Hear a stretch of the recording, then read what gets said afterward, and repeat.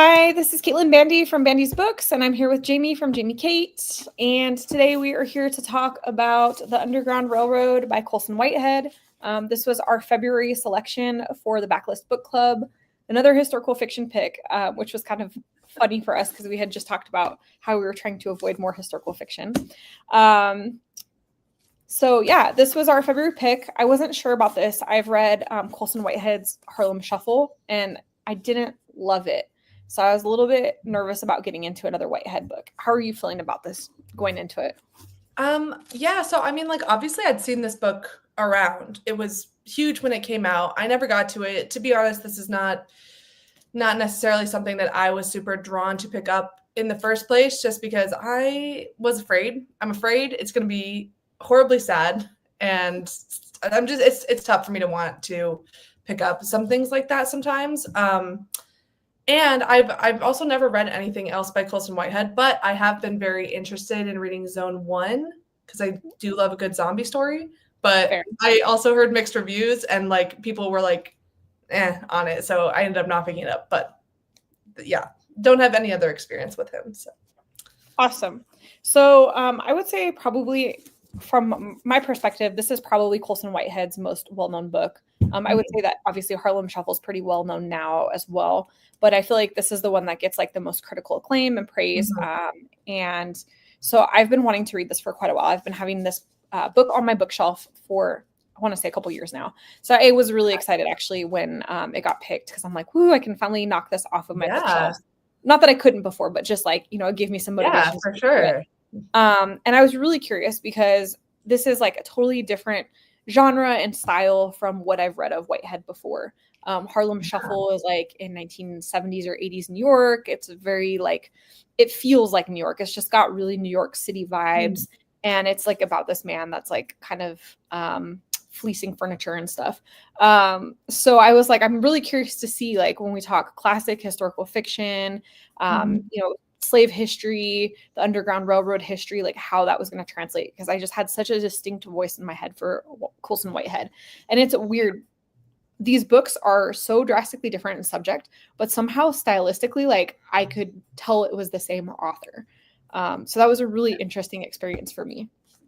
Yeah, I'm so happy that you had a book that you were like, it's been just kind of like burning a hole on your shelf. Like, we got to get to it. That is the point of this book club. So I'm really happy that that happened. Yeah, this was definitely on my radar. Like I said, I mean, it was like huge when it came out, tons of acclaim, picked up by Oprah's book club, which everything that gets picked up by that book club makes a big splash.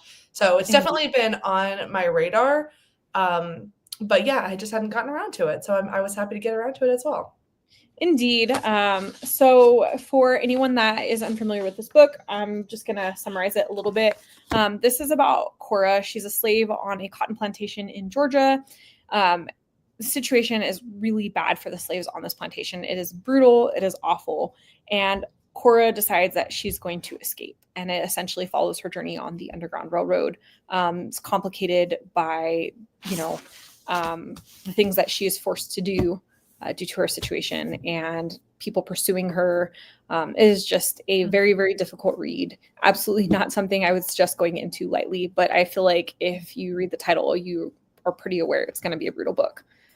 So yeah, I definitely knew it was going to be a brutal book, and indeed it is. It is very sad a lot of the times, but kind of oddly not actually as, I don't know. I don't want to, like, it's really hard to say, like, it's not as sad as I thought it was going to be, but like, it's not as like on page brutal as I thought it was going to be. And I do feel like that kind of helped me, at least, to be able to, like, I want to hear the story of this character, of Cora. I want to hear her story. I want to, see her find freedom and safety. Like, but, I don't always, want to read that on page, which is, I mean, it's weird because I read horror, but this is so different. I get what you're saying. I think sometimes when we're reading things that are based like in reality that we know actually happened to people, it can be way more horrific than some like imaginary horror scene. I agree that he was real restrained in how he included details. It wasn't the goriest or most graphic book that I've read, but I actually think that was effective. I think we, most people have an idea of the horrors that slaves faced in the plantations, and then like the escape and everything.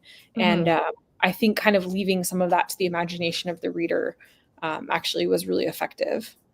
Yeah, I agree. I think that like what I found really clever about the direction that this book took, it was not what I expected in a lot of ways. I think it started going into different topics that I feel like are important for people to learn about. Lots of things I didn't necessarily know about. So I mean, I think it was great in that, educational regard. Absolutely. And it didn't spend all of its time in the plantations necessarily, which is where I think most people probably have the vast amount of their knowledge of this time period. Right. I agree. I love that it brought to life the Underground Railroad and like what the experience was like of somebody trying to escape to freedom. I'm going to pull up a note here because I had seen that it was based on some specific cases. I'm just trying to remember the names. So it says the beginning of the novel strikes two clear chords. First, it draws on traditional slave testimonies by the likes of Solomon Northup and Harriet Jacobs. And then it talks about being influenced as well by Toni Morrison's Beloved and Lawrence Hill's The Book of Negroes in particular. And yeah, so it talks about like the inspiration, the different narratives, and then the different books and like how historically accurate he tried to make it, which I thought was really, it's really important when you're writing historical fiction. Like, yes, they're adding fictional pieces to like mash the history together. But I really love when somebody does their research with their historical fiction and like brings the reality to life. Because that's why I read historical fiction. I want to learn about a subject, but I want it to be like an interesting narrative, Yeah, definitely. I don't read a lot of historical fiction, so it's kind of interesting, having these two perspectives. I know you read so much historical fiction. This is really your prime genre. I read it every once in a while. And definitely I try to, if I'm going to pick up this genre, I want to make sure that it is one that, is known for having done all of the research and, is portraying things as accurately as we know them to be. Yeah. I don't know if I would say it was my prime genre. I think I'm actually still literary fiction for the prime genre, but it's definitely at least in my top 3. Yeah. And I agree. I think that that's like one of my biggest critiques when I'm looking at historical fiction is like, how accurate did they portray this time period? Like, I don't mind if the character is made up. I don't mind if there's like pieces of fiction to meld the history together, but I don't want to like read it and then realize that 90% of it was made up, Yeah. But on that note, I think what is kind of like interesting about this one is that it fictionalizes what the Underground Railroad actually is. Right. That I think it was I did not realize that it was going to do that. Going into this book, for a second I was like I was like wait. I was a little bit confused at the beginning, but I got it. But yeah, so I don't think this is a spoiler because I think this is like probably part of the synopsis. I never actually read the synopsis because I was like, oh yeah, I know that book. But in this book, Colson Whitehead portrays the Underground Railroad as an actual like physical train locomotive like under the ground. And so that was an interesting choice. What do you make of that? I think that maybe he's just trying to like give people something to like understand it like a little bit better, like instead of it being like this vague concept, like give them an actual I didn't hate that. I didn't think it like made too much difference to the story. Like, ultimately we still have this person like fleeing, escaping, and going through this whole like horrible situation. Yeah. Did you find it like added? I did see like on Goodreads, I would see some people being like, oh, this is like an interesting twist on the Underground Railroad story. I mean, did you find it like added anything in that regard for you? Not really. I think it just kind of, I think like for me, it just made it like a little more visual instead of just trying to understand a concept, I guess. Does that make sense? Yeah, it does make sense. Like I mean, I'm asking because like I'm genuinely curious. Like I'm trying, like I kind of was like trying to make sense of it in my mind too. I'm like, okay, The point. what's the point of this? I'm kind of thinking a lot of personally, like in fiction, I love trains. I love the imagery of trains. I love you see them a lot in like folklore. There's like, the black train is like a symbol of death and moving to the afterlife, stuff like that. And I was trying to like see if there's a connection there. But I don't know if there is. That's just something that came to mind because I was just kind of thinking like, oh yeah, what's the impetus about, making this An this actual train. physical thing that she's on. I honestly, I'm going to be real. I didn't really think about it from like a symbolic perspective. I Mhm. just kind of thought of it as like, oh, maybe he's trying to make this easier to understand. Yeah. I didn't even go down a rabbit hole of like looking at like, is this a metaphor for something or like Yeah. is there some kind of symbolism there? Well, it Um, might not be. I'm not I'm not sure. I just do think it is funny or not funny, but like it is interesting, that in this historical fiction book that has, depicts so much brutal reality, there is this element of this very intentional choice to depict this as something that is not what it was. So yeah, right. it's very interesting, and I honestly don't know if I have much of an answer as to what my thoughts are there, but just something to think about. I think every book that I've read, well, I guess this is only the second book I've read by Whitehead. He always does some like interesting stylistic things where I'm just Yeah. like not always sure if I'm getting everything he's putting out. Yeah. So that could be just the case here. Yeah. Okay, so we had some questions that we were going to go through. So the first question that we were going to talk about was how does the depiction of slavery in the Underground Railroad compare to other depictions in literature and film? Mm. Yeah. Have So I, for I'm trying to think of. Oh, sorry. You can go you're ahead. good. I was just trying to think of what depictions I've read or seen. I mean, obviously, like when I was thinking about this book, the book that came immediately to mind, but it wasn't written yet, was James because I've read this recently, Right. and I constantly found myself kind of thinking about James as I was reading this book. But I don't know books. I'm trying to remember. I'm sure I've read them before, but I just can't. I know, a lot of the depiction of this time period I saw was actually in film school. We watched a lot of movies that were, well, this is a whole side tangent. I'm not going to get on it, but but like one of the seminal pieces of film Mhm. was a very racist depiction, and we have to talk about it in film. So Mhm. my professor made sure that we watched a lot of, now there were contemporary movies that were actually accurately depicting slaves. So I think Mhm. um like oh my gosh, Born a Slave, or there's a movie, I'll have to find it later, but I watch a lot of contemporary adaptations or depictions, Mhm. but nothing. I don't know if it was prior to this book release. Fair. So, I mean, in terms of like me reading historical fiction a bit more, I think I can think of a few books off the top of my head. I know a book that like haunts me still is Yellow Wife by Sadiqa Johnson. I think that I'm not sure which one was written first off the top of my head, but I know that I read Yellow Wife a couple years ago.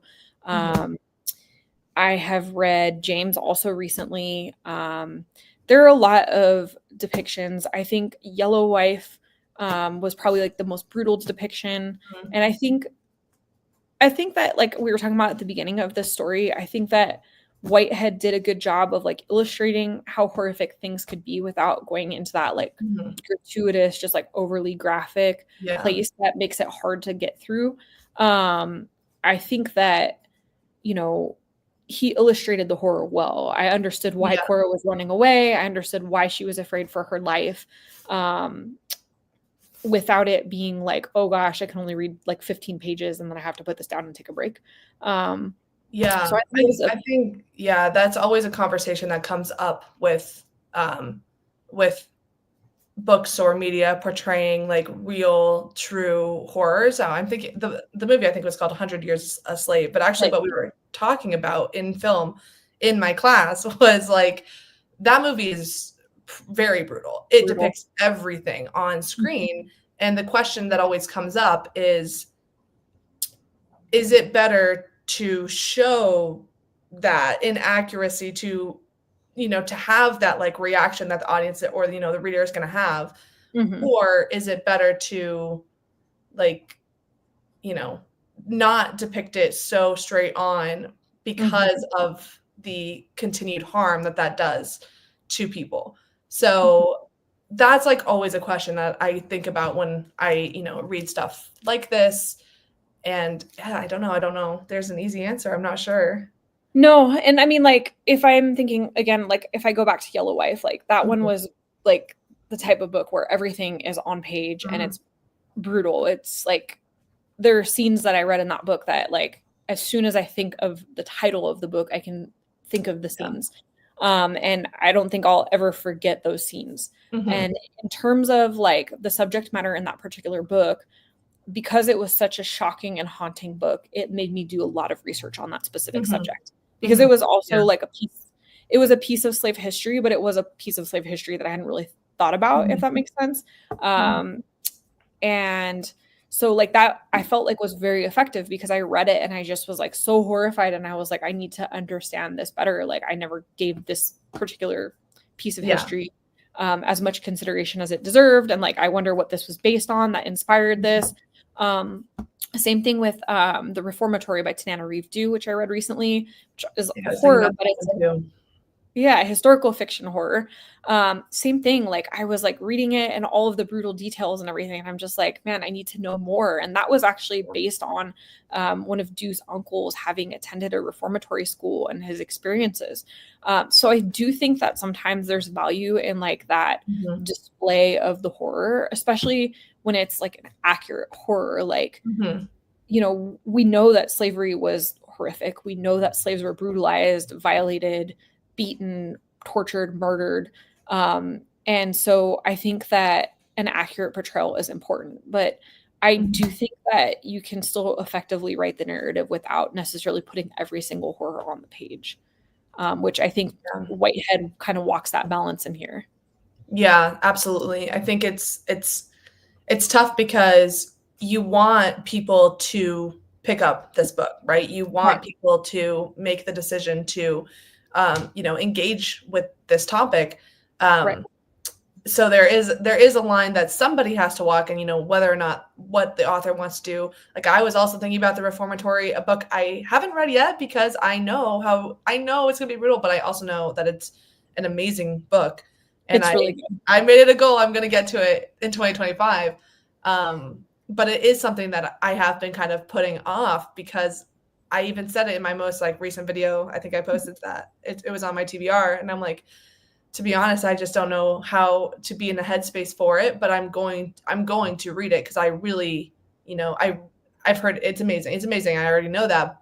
But yeah, it's an interesting thing that authors have to decide where on that spectrum they're going to fall.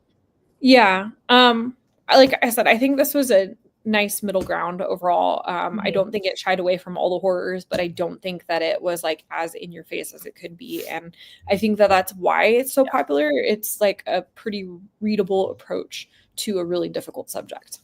Yeah. And also like what I, enjoyed about it is that, we get into sections where she's leaving the plantation, where she's in this kind of like false sense of security type place. And, this book goes into details of other kinds of horrors that former slaves and Black people faced at this time period that actually had nothing to do with slavery. And I think that's like what's really important about this book and books like it is that, no matter what you think you can imagine of what those horrors are, it's like you're not even close. Like there's some stuff you in your wildest dreams couldn't have come up with that they did to these people. Absolutely. Yeah. Absolutely. Yeah. I feel like every time I read a historical fiction piece that is set within the slave era, I definitely uncover, new things. I'm just like, you're right. It's Yeah. unimaginable. It's so hard to grasp just how horrific the slavery era is. And I mean, I think, you know, I think that having books like this, like having Oprah feature it in her book Mhm. club, discuss it, all that is just really, really important because I feel like more and more I realize that there's such a disconnect with American history. And people are just so unaware of where their nation has come from and, the blood that's been shed here. And I think like remembering that history is just more and more important, you know? Yeah, absolutely, absolutely. That's why, we are going to continue to pick up these works, even though it does take me a second. It does Yeah. take me a second to get there, but yeah, it's so important that we do. So, yeah. Okay. So, question number 2 kind of touches on the same thing that we were just talking about. It says the scenes on Randall's plantation are horrific. How did the writing affect you as a reader? So for me as a reader, I think that area was like probably the most expected part of the story. Mhm, Like mhm. that plantation life is going to be horrible. Um, I don't know if it was necessarily like any major surprise for me, if that, you know, if Yeah, same. Yeah. I mean, it's terrible. Like again, as a reader, it's hard to push through scenes that are horrible and read about things that are horrible. But I think like there's at least for me some mental preparation when I go into books that I know are going to be about difficult topics. Like if I'm reading about slavery, if I'm reading about World War II, or really any war, refugees, things like that. Like I already am prepared for it to be difficult. So. Yeah. Yeah, yeah, and I think something that, you know, we had kind of just in our little pre-chat briefly touched on, and then I kept seeing on Goodreads as well, is that people and I kind of agreed with this as well, that the writing style is kind of interesting because it it does depict all of these horrific things, Right. but it has kind of like an odd, like I'm not going to say detached. I don't know if it's completely detached, but it does kind of like, I think it just holds the reader at arm's length a little bit. Um, and I don't know. I mean, I haven't read anything else by Colson Whitehead, so I don't know if this is his writing style. But I did find something almost kind of like clinical about the writing style that kind of um, was, yeah, that's what it wasn't as like emotionally um painful to read in that moment as I thought it was going to be. And I'm not sure like if that's just his writing style or if this is something he's choosing to do in this instance. I think clinical is a good way to describe it because it isn't detached. I mean, I Yeah. think he cares very much about the subject matter and he's conveying like an Mhm. emotionally complex story.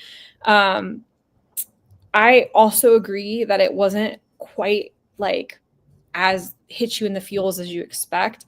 I think it's like the choice of the perspective. I think had it been Mhm. written from Cora's perspective more, like it would have been probably a lot more emotionally, like you'd have been able to connect a Yeah. little more with her. Whereas I think since we're seeing it from the outside, it feels a little more, like you said, clinical. We're like observing this Yeah. situation happening. Yeah, I think, yeah, I mean, yeah, that's why I said I don't think detach is the right word. I think like as far as like for me, like when it comes to books and like how I feel about books, the writing style and the prose style does have like a lot to do with it. Like over 50% of my enjoyment of a book is due to the writing style, one way or another. So Mhm. yeah, so I think like that's kind of where I was like, okay, I kind of felt like it was very like it was. I mean, this is like ultimately like an adventure survival story. Like she's moving through all these places, she's running for her life, things like that. And it did Mhm. feel kind of like action beat forward, Mhm. um, versus like maybe necessarily like more of a literary style, more internally focused. Those are kind of like closer to what I normally read. And also like again, like contrasting this with something like James, which is something I kept thinking of. This book is written from a very internal perspective of this character who's also escaping, running away. Um, and it's completely internal. It's everything in his head. You hear every single thought going through his head. And so I'm not saying that one is better than the other or anything like that, but it's different. Two different ways to go about a similar story. Right. I think I felt very similarly about that, like with that. Sorry. I felt similarly about Harlem Shuffle as well. I felt like I was kind of an outsider looking at someone's story instead of like inside the story, if that makes sense. Yeah. And I feel like that's kind of a stylistic thing for Colson Whitehead, although I haven't read any of his other books. But I felt like that was why I struggled with Harlem Shuffle, is like I wanted to connect with the main character. I wanted to connect. I love New York and I love that vibe. And I just really wanted to connect deeply with that story. And I felt like I just kind of felt a little bit like outside of the story. I didn't necessarily feel that as strongly with the Underground Railroad. I definitely agree that you're not like in the internal thoughts of the character the way that you are with a book like James. But I didn't think it was like quite as pulled back as Harlem Shuffle was. Yeah. Yeah. I mean, I don't think it's very interesting to me, considering like the kind of books that I think like we both typically pick up. We pick up a lot of literary fiction, a lot of like books that are all in people's, and I feel like this is kind of more, I feel like there's a lot of books that are actually written in this style. I just don't think I pick them up very often. So I think maybe it is like a little bit of like, oh, I'm not used to this perspective as much. Yep. Yeah, I agree. I think that's one of the things that I think I find sometimes challenging with with Colson Whitehead, is that I just, something about his style is a little different, which is not a bad thing. It's just, I think it just takes some getting used to. In some ways, it's kind of like reading like Louise Erdrich or someone that has like a very, very distinct voice. Like I can always pick up a Louise Erdrich book and I can tell that she's written it, even if I didn't look at the title. Or the cover page. And I feel like that's kind of how I'm starting to feel about Colson Whitehead as well. I just like, I can tell his writing style. Yeah. So, number 3, in North Carolina, institutions like doctors' offices and museums that were supposed to help Black uplift were corrupt and unethical. How do Cora's challenges in North Carolina mirror what America is still struggling with today? Whew, that's a big question. That's a big question. Yeah, I mean, this section I was really I was really interested in everything that was going on with the medical aspect of this, and how, you know, these people believed that they were being treated out of like the goodness of their heart, like, oh, like we're getting medical help, we're finally seeing a doctor for the first time in our lives, like we've never been given the opportunity to see a doctor or anything like that. And then it turns out that that's being done for personal gain. It's being done to the harm of these people. They have no choice in what's going on against them. And they even have a much larger plan to do further harm to this community. How does that relate to America today? I mean, where do we even start? I know. That's like a really loaded question. I feel like we could just spend the next hour discussing. Yeah.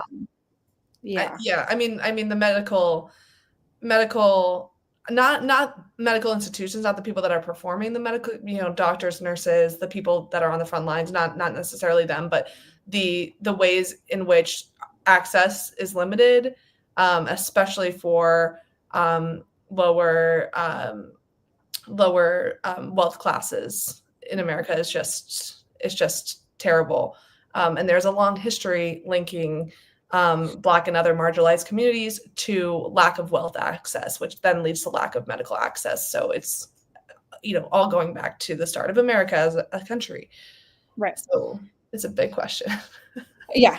So I had read another book on that particular subject. I read Take My Hand a couple years back. I think the author's last name is Dolan. Her name is Dolan Perkins Valdez, I think, if I remember off the top of my head. But the whole book is about forced sterilization of Black women.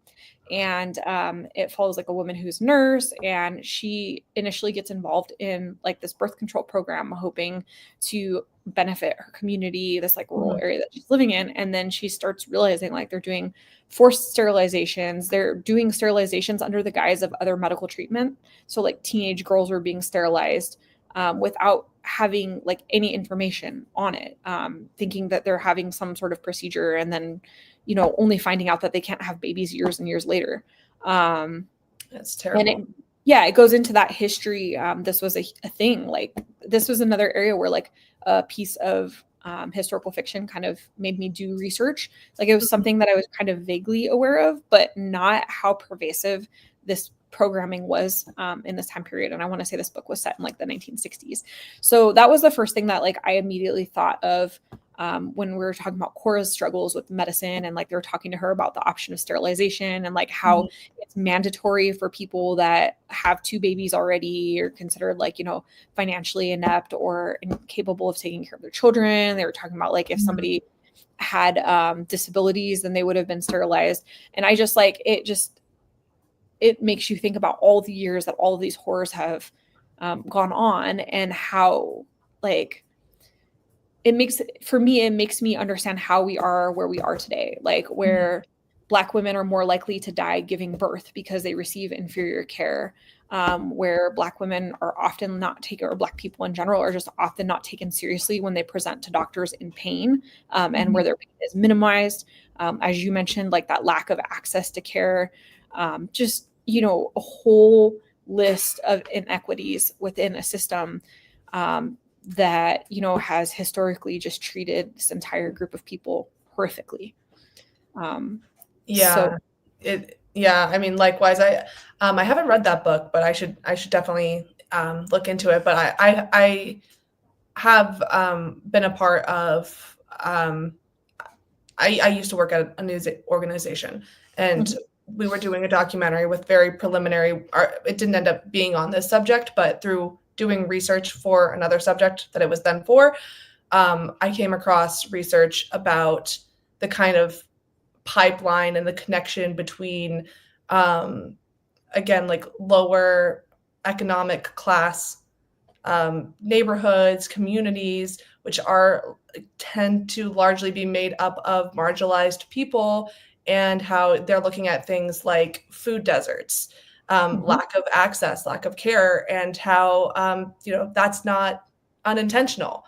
And it's really terrible when you look at the links between, just, you know, there was not this magical switch that happened where, oh, everything is equal now, and oh, everyone has, just, you know, because, you know, we've got dismantled these like literal systems of slavery and systems of oppression. Like, well, that didn't really happen. It's like, it's just the game changes.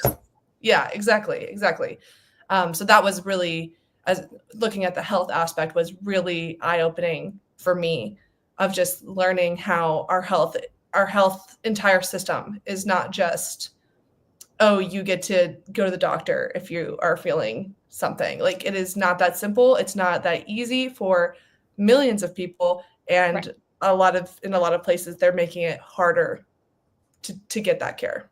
I agree. I think that was also, like, for me, one of the most frustrating parts of the books, because of this book, because you're like looking at it going, wow, like so much of this should have changed more than it has, you know? And then like you can recognize things that still occur today to some degree. It's pretty heartbreaking. So let's see. Cora constructs elaborate daydreams about her life as a free woman and dedicates herself to reading and expanding her education. What role do you think stories play for Cora and other travelers using the Underground Railroad?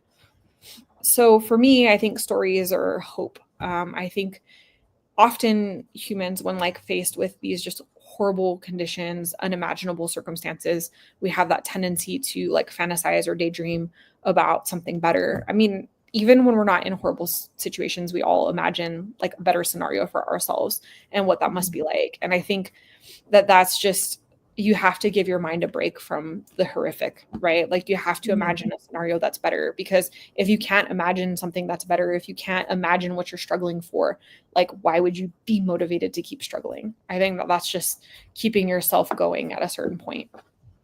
Yeah. Yeah, I completely agree with that. Kind of going a different angle on this question. I think one thing that really sticks out to me about like a line that happened very early on in the book is when she's, first meeting Caesar, and he's talking about, oh yeah, I can read because had this ability, or like I had this opportunity to learn how to read. And there's this conversation where they're like, wow, that is, that is like such an invaluable skill to be able to have. And I think it's really, Colson Whitehead does a great job of kind of connecting that theme throughout the story, that as Cora's gaining the ability to read and the ability to educate herself, and just making that connection between education and freedom. I think that was a really clever and strong point that Whitehead did. I agree. Let's see. The treasure, of course, was the Underground Railroad. Some might call freedom the dearest currency of all. How does this quote shape the story for you? Yeah. Wait, can you read it again? Let me hear the whole thing again. You're good. The treasure. Quote. Yeah, the treasure, of course, was the Underground Railroad. Some might call freedom the dearest currency of all. How does this quote shape the story for you? Yeah. The whole thing, of course, like her entire fight is for this freedom, is for safety, is getting away. And that, again, kind of going back to what we were talking about, is like, why does he depict it as this like physical train? Why does he choose to do that? I think it is like that symbol of moving forward, escaping, getting as far away from this as possible. So the kind of fictional or fantastical envisioning of being in a horrible situation and being able to like literally step on a train and move away from it, I think is a really powerful image. I agree. The treasure, of course, was the Underground Railroad. Some might call freedom the dearest currency of all. I think too, like from a more literal standpoint, you have a character who's fighting for her freedom, trying to escape, going through all these horrors. Like, I could see why freedom would be the dearest currency. Like, in a life where you've never really had much freedom, where everything's been controlled and dictated to you, like even the chance at it would be worth any risk that, one could imagine. Yeah, absolutely. Okay. How does Ethel's backstory, her relationship with slavery, and Cora's use of her home affect you? Yeah, Ethel. I mean, I mean, I, it affected me in that I did not like this character. Obviously, we're not supposed to like her, but it does kind of. It's just such a, I think, such a recognizable archetype of a person who, says that they have empathy, says, that they feel for people in situations, but then have no actions behind it, would rather protect themselves if it came down to it, would, are never able to back up that claim of their empathy, of their concern, with actual action to help the people that they are speaking on behalf of. That's very, very recognizable in our society. Agreed. I think too of like people that like do the volunteerism. I feel like that's kind of like a modern iteration that I see a lot nowadays, where people claim like a specific type of motivation, but then like their actual involvement with things is very superficial. I think that's essentially what you're saying too.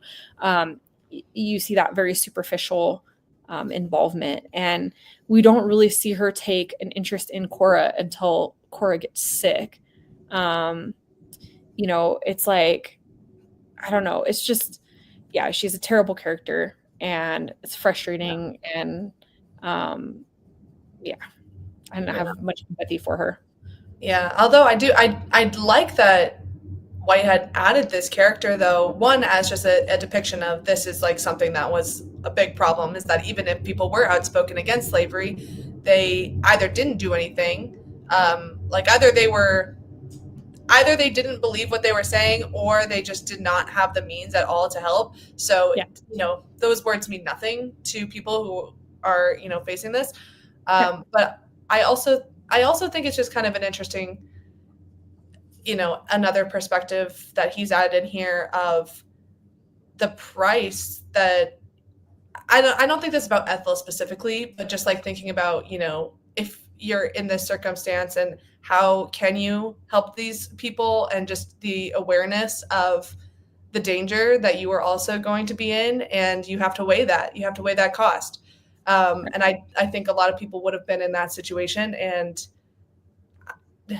who knows what they're going to pick in that moment. And Ethel paid the ultimate price for it too. Right. So it's hard to like, Right. I said, I don't know if that actually was the like consideration of Ethel's character. Like, I really think it was more of just a depiction of someone who superficially said that they were concerned, but maybe not, but not underneath. But Right. it is that did kind of make me think of that, like, when you are in such a dire circumstance, what are you going to do? What choices are Right. you going to make? It kind of, yeah. I mean, and I kind of like relate that to modern day, like things are going on now where people are Yeah. like, look, like we need allies that actually stand up and do something Mm-hmm. instead of just say pretty things, right? Mm-hmm. Because it's super easy to like sit and say nice things once in a while and then do very little. And it's again one of those things where you can see like in this book, like why we are where we are today, or like you can see patterns that are consistent today from all the way back then. Yeah. Yeah, absolutely. So, let's see. When speaking of Valentine's farm, Cora explains even if the adults were free of the shackles that held them fast, bondage had stolen too much time. Only the children could take full advantage of their dreaming if the white man let them. What makes this so impactful both in the novel and today? And You want to I go? can read the quote first again if you want to. So it's, even if the adults were free of the shackles that held them fast, bondage had stolen too much time. Only the children could take full advantage of their dreaming if the white man let them. So what makes this impactful is it's true. Like even if the adults said, so I'm trying to think of how I want to explain this thought. So like even if you get free of a bad situation, like physically, you're not mentally free of the bad situation. All of the trauma that the adults have dealt with, all of the baggage that they're bringing with them moving forward, like they might physically escape the plantation, but mentally, like there's just so much left to do, that it's a lifetime of work trying to undo all this trauma, right? Whereas kids, like if you're able to free them young enough where they don't remember all that trauma or they haven't experienced all that trauma, then there's that potential of being truly free. And Mhm. I see that as mirroring because it asks, I think, how does that relate to today? I see that today in that like the current generation, anyone like my age, 30, older, we're still fighting for equity. We're still fighting for things that should be protected human rights at this point. Mhm. And so anyone that's dealing with that at this age, like you get past that hurdle, but like there's still that trauma that you have to process. There's still the having had to fight for it and not just having it. Whereas Yeah. like hopefully if the generations that are already adults that are experiencing the trauma, hopefully if they are able to make enough progress, they can protect the kids coming up behind them, and maybe make a better world for the upcoming generations. So that's kind of the messaging that I took from that. Yeah, yeah, I agree. I also think a lot about trust in Mhm. the and especially connecting it to today, trust in the institutions that we have. I mean, Mm-hmm. if you lived any part of your life in Mm-hmm. severe oppression, we're not even talking about slavery, but just a high level of oppression. And I think it's going to be very, very difficult for you to ever believe that even though, oh, it's over now, or, in Cora's situation, oh, she's free now. She's free to live on this farm. And, she, in the book, she doesn't want to leave that. She likes it, but like, Mm-hmm. it's very difficult to trust that that's going to be real, to trust that that's not going to be taken away, to trust that, to relax, to be able to believe that it's true, because it could be taken away at a moment's notice. And I think that's like one of the hardest things that someone's ever going to take away from a traumatic situation, is that you could be many, many years removed from that situation, and it is still right there in the back of your mind at all times. And that's, this is going to be generational trauma that is given down through decades and decades and decades of, these lineages, thinking like, this is not, we're still not protected. We are still being hurt by these institutions. Where are we going to get that trust back? Right. Yeah. So many like really interesting, deep themes within this book, and like so many different ways that you could discuss like the intent of different like passages, different things that happened. And then interesting like how so much of it still sadly relates to current day. Yeah, it's too much. And it's really hard. It's really hard thinking about everything that's going on right now in not just our country, but other countries in the world. Yeah. It's really difficult to take in all of this and just think, it's still happening. It's still happening. Right. Yeah. Okay, so moving to a part where I felt like, at least for me, was a bit satisfying. What do you think about Terrence Randall's fate? Terrence Randall's fate, oh yes. Yeah, well, I'm glad that he died. Yeah, I mean, I'm glad that it was also like, Cora's doing as well. Right. I think that was satisfying all around. Yeah, there was some poetic justice in it for sure. And I was not sad to see him go, like, at all. Definitely like a moment of catharsis within the story, I think. Let's see. Whitehead creates emotional instability for the reader. If things are going well, you get comfortable before a sudden tragedy. What does this sense of fear do to you as you're reading? Yeah, actually, that is something I was very interested by, especially because, so the first place that she goes to after she gets on the Underground Railroad, she ends up, was it North or South Carolina? I think it was South Carolina that she was in first. And she was like kind of happy there. Like things were kind of going well until they uncovered the horrific things that were eventually happening there. But I thought that was a very interesting choice. That was very unexpected. Hi, thanks for popping in. Thanks for joining us. Yep. That was very unexpected, because I definitely did not think that the first place she was going to go would be any amount of refuge. I thought it was definitely going to get worse before it got better. So that's an interesting choice. I was thinking a lot about that. Of course, I knew. I was like, well, this book does not end here, so something's going to happen. Right. I think that that's like effective and accurate, because when we're talking about somebody escaping through the Underground Railroad, I mean, in every instance that I've read about this, and I think I've read a couple nonfiction books about this now, there is that insecurity, like even reaching a safe place, reaching the North, reaching Canada, getting overseas in some cases, and like into England. There's always that fear of like, what if I'm caught? What if I'm returned? What if this safety isn't lasting?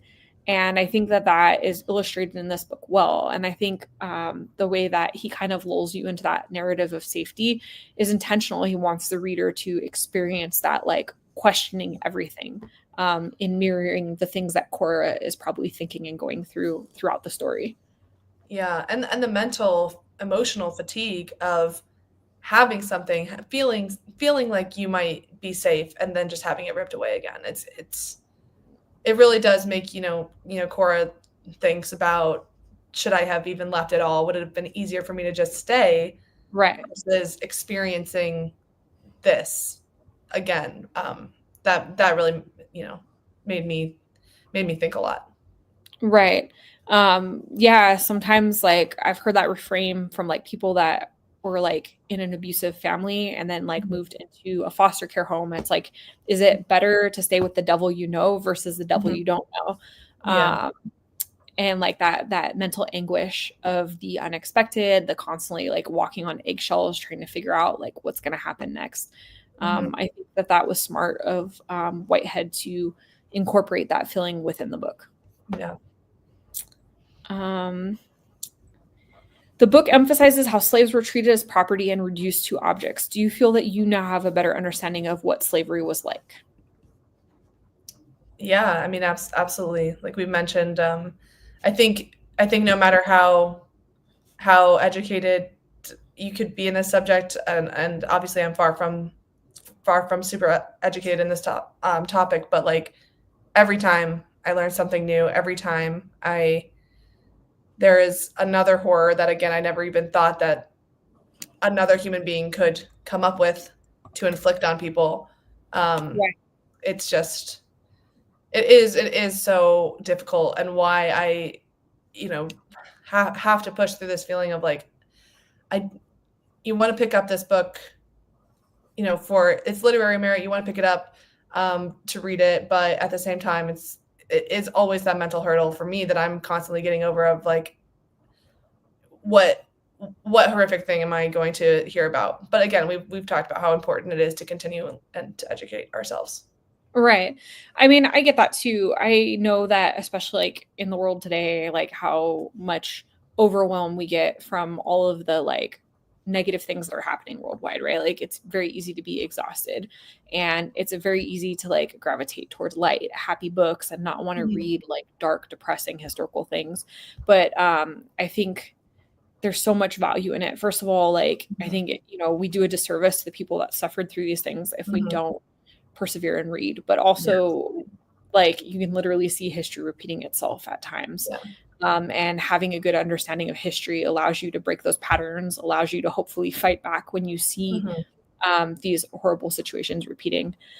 So I think, I encourage anyone that's struggling with, oh, I don't want to read books about horrible things to like think about the value. Not to say that you have to read lots of books about horrible things, Mhm.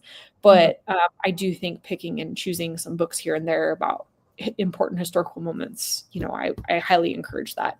Um, Yeah, and this is a good one if you haven't read a book about this topic. I do think that this one covers a lot of ground, and it is not as on-page brutal, violent as we discussed. There right. certainly things happen, but there is it's definitely not as intense as some other ones. Right. Um, I recently, well, not super recently, but last year I read Master, Slave, Husband, Wife, I think it is. I Mhm. might have got the order of those words. But that was like a whole narrative about a husband and wife escaping slavery. And essentially, I want to say that the wife was white passing, if I remember correctly. Mhm. And so she pretended to be the owner of her husband so that they could escape to freedom. And this was a real life story. So it's just interesting reading what they Mhm. had to do and like how they had to treat each other and interact with each Yeah. other, like the strain that it put on their relationship, the fear of being caught, just everything in that nonfiction narrative. I feel like, well, aside from the husband wife relationship, but all the feelings Mhm. and like the discussion of fleeing and the escape and that fear of being caught and how they get through all of these different situations. Like I think Colson Whitehead captured a lot of that within his book as well. Yeah. So yeah, there's just a lot of great resources on this topic, and I just feel like if you're looking for a fictional narrative about the Underground Railroad, I think this is a great place to dip your toes in. Yeah, absolutely. Okay. And our last question tonight. Does the Underground Railroad change the way you look at the history of America, especially in the time of slavery and abolitionism? I don't Yeah. know. Oh, sorry. No, I was just gonna say, yeah, I mean, we've touched on this topic. It it just makes it just it's very valuable to have these constant reminders. Right. Um, it just every time it kind of like just continues to reframe my perspective of America, especially these days, when patriotism means something. Um, it's really just to remember and to realize, yeah, it puts it all into a completely different perspective. Agreed. I will say that I don't know that it necessarily changed my perspective of slavery or abolitionism, only Yeah. because I think I've read enough books about this prior to like have a Yeah. realistic perception. But I will say that if it was my first time reading about the slavery era, about the Underground Railroad, any of that, then I think this would be a very eye opening experience. And it's not to say that it wasn't eye opening. I guess it wasn't like necessarily new Yeah. information all the way. It was just kind of enhancing a knowledge base that I already had. And, I continue to find value in reading more books on the subject from different perspectives, and exploring it in different ways because Mhm. as you've mentioned, like no one, I'm not an expert on this subject either. There's no, like, I'm not a history major. I didn't like major in this time period or anything like this. And so I think that there's always an opportunity for me to learn more and Mhm. about, especially like, I think there's a tendency when people talk about slavery, like you were talking, I think about at the beginning of this video, there's this tendency to kind of only think about like specific parts of slavery, like, oh, the Mhm. actual living on the plantation Yeah. and not Yeah. so much like the fleeing. There's quite a few different books that I've read that now, like, as I'm having this conversation, are like popping into my head. Yeah. Um, I'm trying to think wherever we go. There was a book I read a while back, actually. It was recommended to me by Melinda at A Web of Stories, Mhm. called Night Wherever We Go, which was a book by Tracy Rose Payton. And it was like about a plantation in Texas that was financially like close to bankruptcy, and Mhm. what happened to the slaves on that plantation. And like it was a completely different portrayal of the experience than like a South Carolina plantation, Yeah. a huge booming cotton plantation. And like I talked about Yellow Wife by Sadiqa Johnson, that talked specifically about like being of mixed racial backgrounds and like this weird like sort of limbo that people would be stuck in at that time, and what this woman ultimately has to do to protect herself and her children. um, Yeah. there's lots of like little aspects, like you could have broad knowledge about slavery and the history of slavery, but there's so many books about these little like niches within this portion of history that I feel like your learning is potentially endless with these types of um Yeah. Yeah, I just as you were talking, it reminded me. I was like, what you said reminded me of a book that I read last summer, which was When the Reckoning Comes by Latanya McQueen. A great horror horror story. Yeah. but yeah, that one it's set in contemporary times. It's a woman who goes to a wedding at a plantation. Listen, I live in Atlanta right now. It People have events at plantations all the time. I'm not from the South. I'm not from the South, but I live here now. I've lived here for 5 years, and just learning, being here has really taught me a lot about life in the South. Like I'm from the West. I know not a lot of prior knowledge to this, but yeah, this book by Latanya McQueen is about a woman who her one of her friends is getting married at a plantation, and she's like one of the only Black attendees at this wedding, Mhm. and she's haunted, both literally and figuratively, by what happened there, Right. and how we just people just Gloss over go, that yeah, history. just go and have a party, Yep. just but how that is such a the essence of the times of slavery, of all the horrific things that happen. It just lives here. And for, especially, for white people, we can walk about the South and not have that just constant presence, but that's not true for the Black communities here. And yeah, just that's what that made me think of. Another story. I have also read When the Reckoning Comes, and I agree, like it, that's a horror, like a horror centered book, but like the horror is anchored in real horror. You'll find like the Reformatory does similar, uses that realistic horror. And that's actually a genre that I do really like. I like that crossover. Yeah, I like the crossover. I think it's so hard for me to pick up something like this where it's like all true depictions, but when you add that like little horror element, paranormal element to it. Same thing with The Hunger, that we read The Hunger. I like adding the paranormal aspect to it makes it more palatable to me. I don't know if that's good or bad. It's probably bad, but that's, yeah. I don't know if it's however a message is impactful for you, it, is like, everybody relates to things differently, right? And I think that horror can be a super valuable genre. I think that exploring the things that terrify us, the things that are like made of our worst nightmares, I think there's a lot of value in that. And I think that sometimes that blending of like the horror element with the reality helps people to connect with, real life monsters and real life terror. Man, we talked about so many books. If you were paying attention, there was like a list of fantastic recommendations in there. I think we should put them in the description of this video when we're done. We should like list. Yeah, I can try to remember the ones that we said. I can definitely add those in, because if this is like a subject matter that interests you, I think we've listed out quite a few really, really good reads.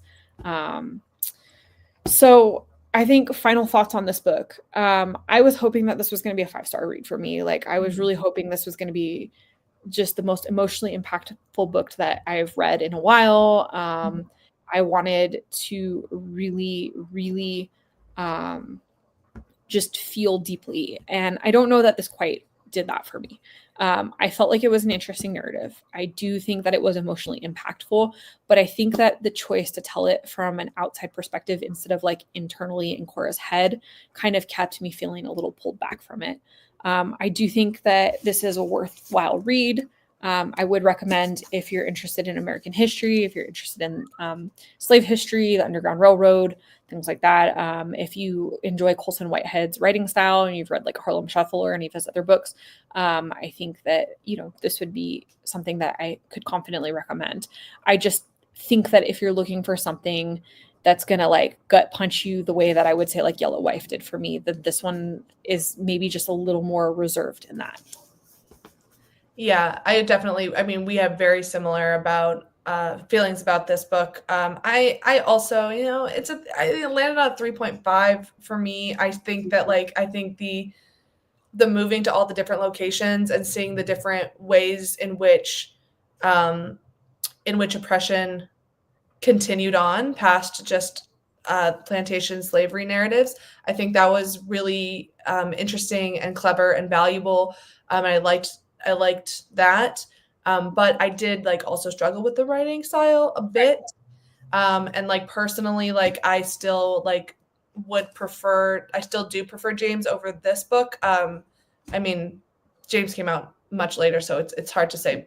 It's hard to really compare, but I just do think of a story of a slave escaping.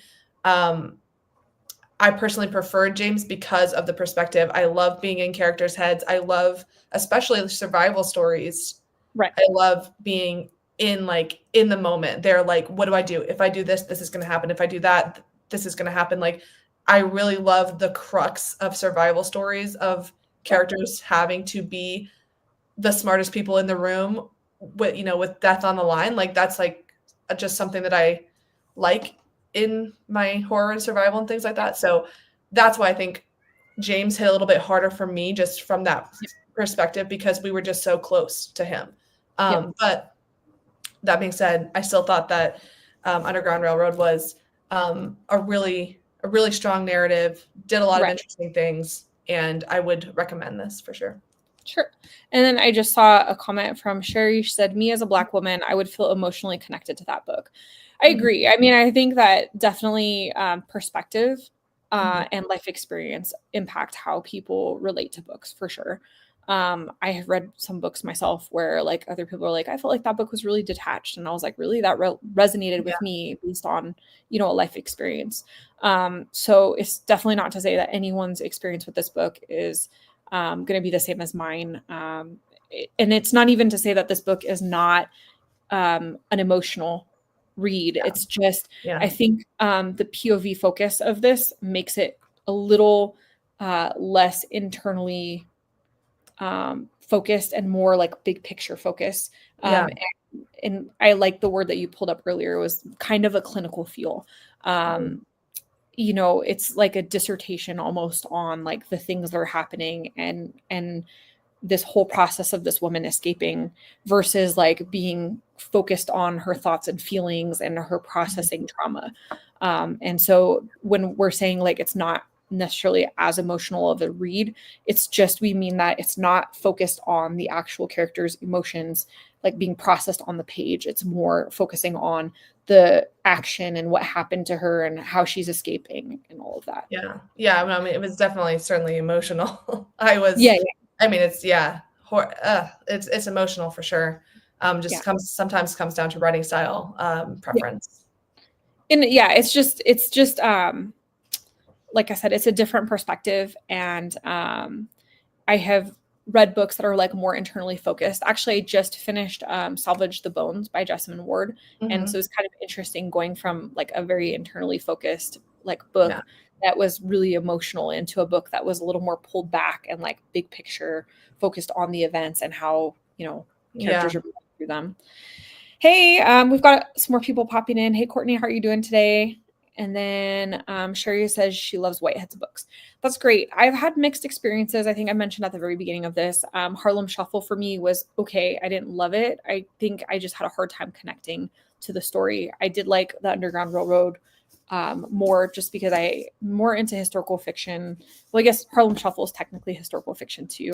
But out of the two books, I think my preference so far is the Underground Railroad, and I'm still trying to figure out what my relationship is with Whitehead's writing style. I love the subjects that he writes on. Just don't know if I always love kind of how pulled back he is on the subject matter. I've never read him, but have heard good things. Yeah, I think I was talking about this earlier in this video, and I mentioned that I think Colson Whitehead has a really distinct writing style.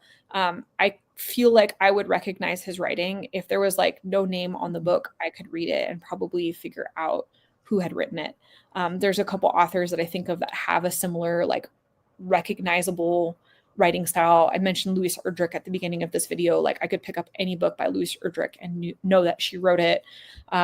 Same with like James McBride. I recently read Deacon King Kong. Well, I didn't recently read that. I read that a couple years ago, but I recently read Heaven and Earth Grocery Store, and the same thing. Like his writing style is very, very distinct. There's just certain authors where like you can tell that they wrote that book, and I think that's the case with Whitehead. And I'm still kind of, I guess, coming to terms with his writing style, his literary choices. But I do think that this was a good book, a solid read. I think it talked about a really interesting portion of slave history. I think it said a lot of important things that relate back to current times, current inequities.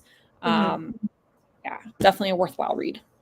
Oh, William's popping into, alternate history, my favorite subgenre. Yeah. Yes. This is so interesting. I don't think I've read a lot of alternative history books. I know Stephen King has that one that's really, really big. But if you do like alternative history, I'm reading a book right now for the BookTube Prize. Caitlin, are you participating in the BookTube Prize this year? I am, but not in the current round. Oh, okay. There is a book that I hadn't heard of until it was in my round for book 2 prize, and it's called Cahokia Jazz by Francis Stupford. His last name, I'm so sorry, I'm pronouncing Stupford. I cannot pronounce his last name. Anyway, that book is an alternative history to do with Native Americans. It's looking at what America would look like if Native Americans had not been brutally murdered in this country, and what America would look like. It's also a crime noir. So if that sounds interesting to anybody, I want to throw that out there because I'm reading it right now for the book 2 prize, and it's another alternative history that I think is very, very good. No worries. So Sherry was talking about understanding that Black people in slavery would sneak to learn how to read and write in secret. And yes, I agree. I think that that's like a very authentic conversation when they're talking about Cora learning to read and write. And I think when we've touched on James a couple times tonight as well, like in comparison. And that's a big theme in James as well, where he's talking about, you know, the value of literacy and having to hide his literacy because of the era. You know, both really good books and both touching on this subject in very different ways. So I think that's probably where we're going to leave this conversation for tonight. I think ultimately, you know, if you're into historical fiction, if you want to learn a little bit more about this era, if you want a book that's going to make you think about, you know, current themes, then definitely worth checking out. And then just briefly, William is asking what the title again was. Yes, I'm getting the spelling of it so you can find it. No worries. Oh my goodness. It's called Cahokia Jazz. Oh, I have heard of that one. Yes. But now I can't figure out how to get into the chat myself. I am so sorry. I'm going to get it right now. I got you. By Francis Stupford. I really struggle with pronouncing this author's last name because SP is a hard sound for me to make. Okay, I gotcha. Spufford is their name. Spufford. Why was that so hard for me? Thank you. No, you're good. My brain could not figure out how to put those 2 letters together. I had to look it up because I have actually heard of this book, but I wasn't like super familiar with it. But I didn't know who the author was at all. All right, so good discussion. Really interesting read. We will be back in March with a poll for the next book. And if you're interested in joining along with us, just watch out for that. And then we're doing this bi-monthly. So basically next month we'll vote. And then in April, gosh, where is this year going? In April, we'll be reading the selection. So that way we have like a little over a month to get through the next book. Yes, please come and vote so that we can pick books that are also on your backlist. That is right for this too. That's ultimately the goal of this book club, is to focus on books that were published outside of 5 years ago. You know, books that like we've all heard are really amazing, but have been sitting on the bookshelf for quite a while, and we're like, hey, we need to get to this. So I'm super glad to have finally gotten to this one. Thank you to everyone who voted for it. I'm really happy to have finally read this. Hopefully you guys have found this discussion interesting. Thank you to everyone that popped in and said hello. And yeah, we'll see you next time. Bye.